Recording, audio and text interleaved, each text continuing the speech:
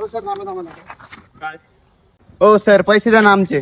कसले पैसे? कायचे पैसे? कोणते पैसे? अरे म्हणजे श्रीमंत माणूस पाहिलं नाही का लागले भीक मागायला? हाय कोण तू? हो सर, मी भिकारी नाही बरं का. मी अविनाश रोकडे देना बँक कडून आलेलोय. तुम्हाला कर्जाची मदत केली मी. मग काय करू मी? मग पैसे वापस करा. बरं वापस करू. मी का बरं करू म्हणजे काय? तुम्हाला गरज असताना आम्ही मदत केली आहे. गरज केली म्हणजे काय? गरज तर मला आत्ता पण आहे. मग तुमची गरज कधी संपणार आहे?